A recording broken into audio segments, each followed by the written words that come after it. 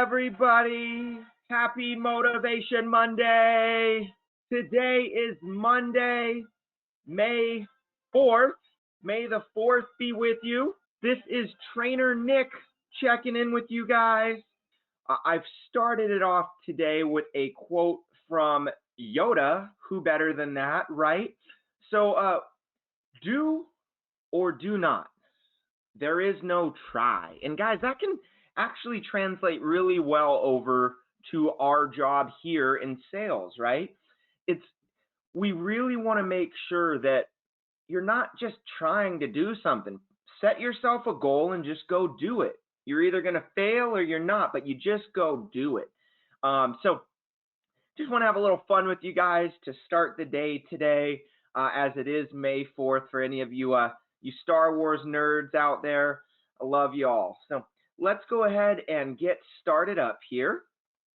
So happy Motivation Monday here. Couple things to go over this week. So we've obviously got our tips of the week. We have our sales shout outs. This week I'm going to do 5 tips to improve client retention, and they're all things that you can actually start today really in your business.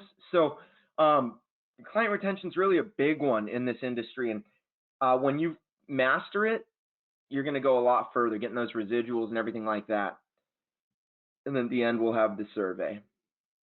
So I push this every single time I do a training. I'll probably stop in the next few trainings here, but still new. It's still the best-selling product out there that we have in the limited med field. It's the National General Access Plan. Guys, this is a limited med product that even has prescription benefits in it and stuff. So there's a ton of amazing benefits in here. It's really a pretty robust fixed benefit plan. Find ways to sell this, guys. Customers are loving this. It's our top seller right now. So if you're not selling it, I'd look at it. I'm seeing even people where maybe you raise the deductible on the short term, maybe up to $10,000, and then give them the fixed benefit. That way cost savings works, and now they're getting benefits for using their health plan. So a lot of creative ways to use it, but guys, this is a really strong fixed benefit plan. The other thing, for those of you that are on right now, you already know this. For the people that are going to be attending this via recording, we have moved the time. So if you missed it, we are now starting at 8 a.m. Pacific, 11 a.m. Eastern, and this will be going forward. So this is our new Motivation Monday time. So make sure that you guys adjust accordingly.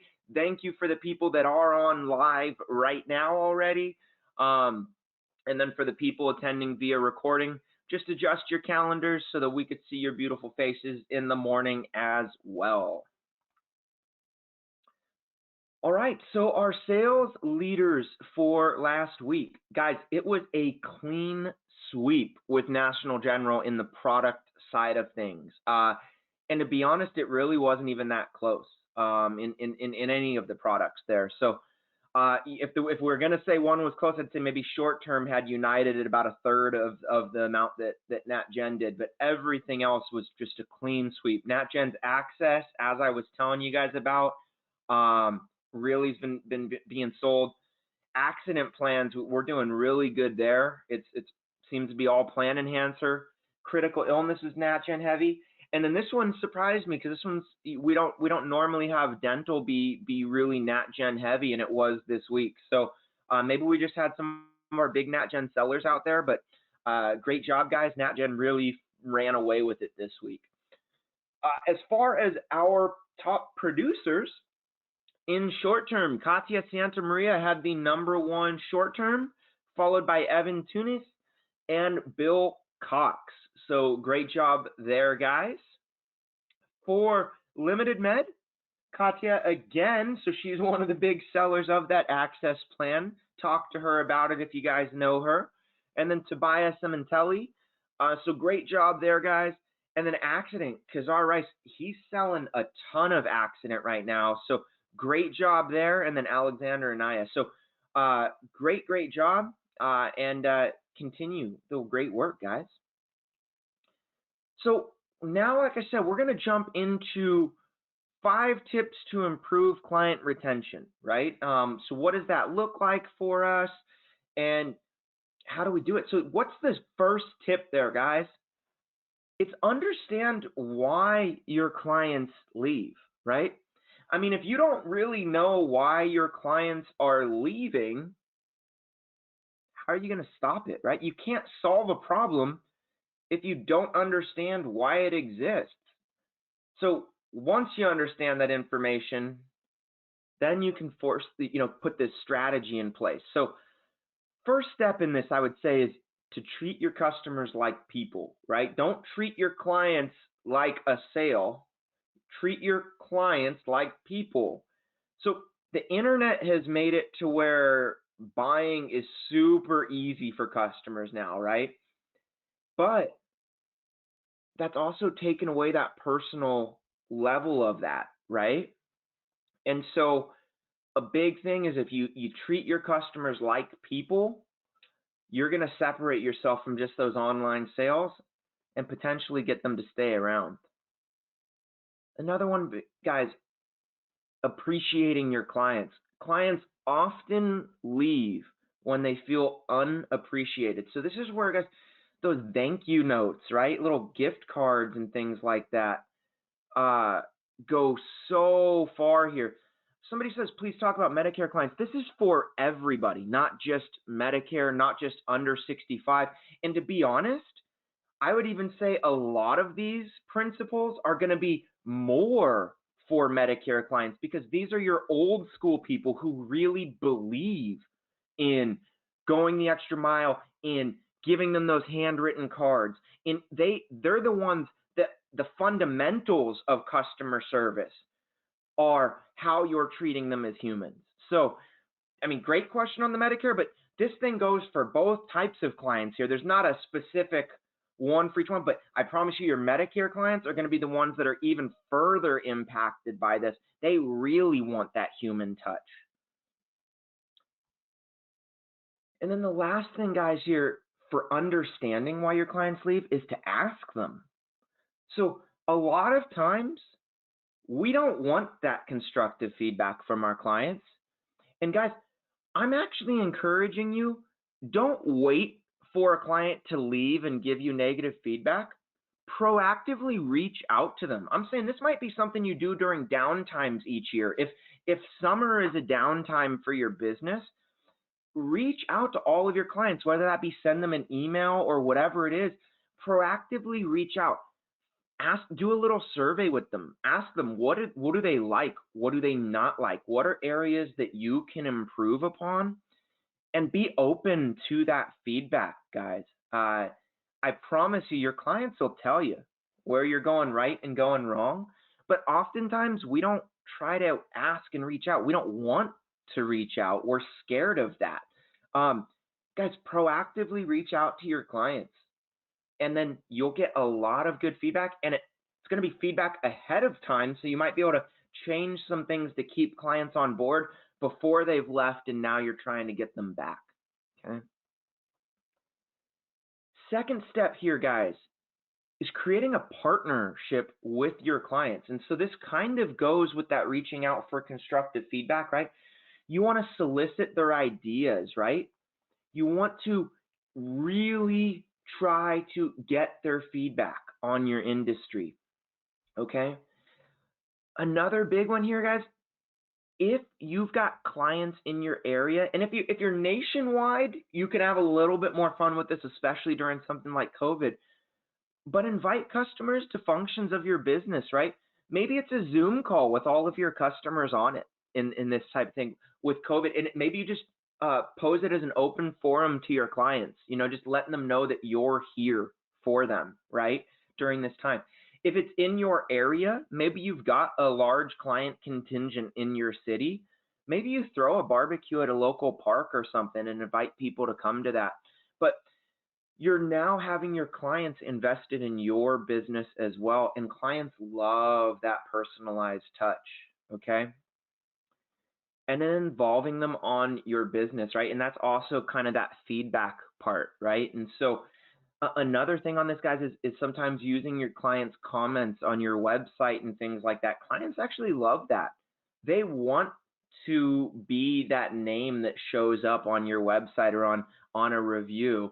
It's just fun to them. It's notoriety for them. And so it's a way that you've now partnered with them and they're involved in your business. So these are just a couple ideas here on ways that you can really create a partnership with your clients. And now they're no longer just a sale, but they're actually involved in your business, okay? This one is huge, okay? You really have to focus on the customer experience here, okay? So big thing here, guys, is you have to understand your client's experience, okay? And I mean this on every single level. Go through your application process, and you'd be amazed how many brokers that I talk to that have never once gone through the application process on their own. They've been on the other side of that phone trying to walk a customer through it, but they've never done an app with themselves. Guys, if you're that broker, I would say immediately go into your quoting platform and sign yourself up. Send yourself a quote. See what it looks like. Go through an enrollment. Because, guys, you need to know what your downfalls are in your process for your client, okay?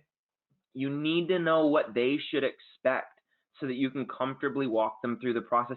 And at any level of learner, right? Somebody said Medicare. Some of you have those Medicare clients and they're not going to be as computer savvy as your 25-year-old that's signing up for a plan, right? You need to be able to speak both of those languages and confidently, but also calmly walk them through that, right? You can't sound annoyed. I used to work in tech support, and man, some of those calls with your older couples, I would be frustrated on them. I mean, you'd be dealing with trying to get them to reset their password for 30 minutes, you know, and you have to kind of pull yourself back and put yourself in their shoes, you know, and so it's really important to understand what they are going through to be able to help them. This next one is kind of been repeated on a couple of the slides, just in different words here. Keeping in constant contact with your clients. Guys, this is a fun little stat here.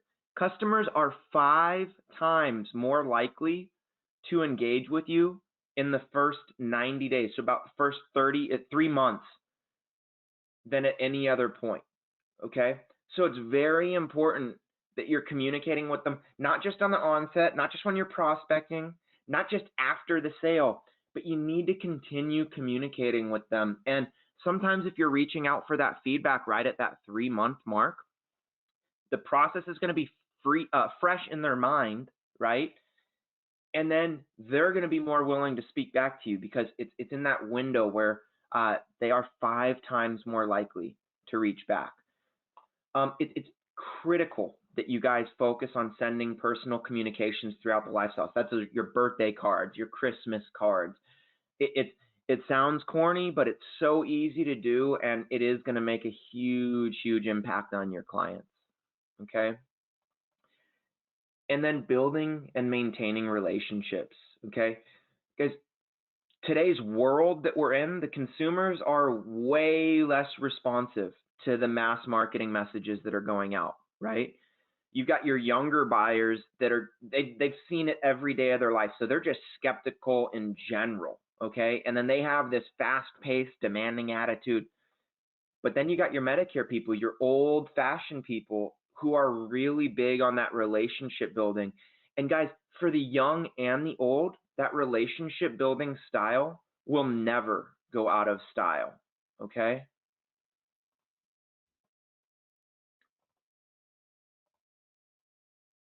This one's huge.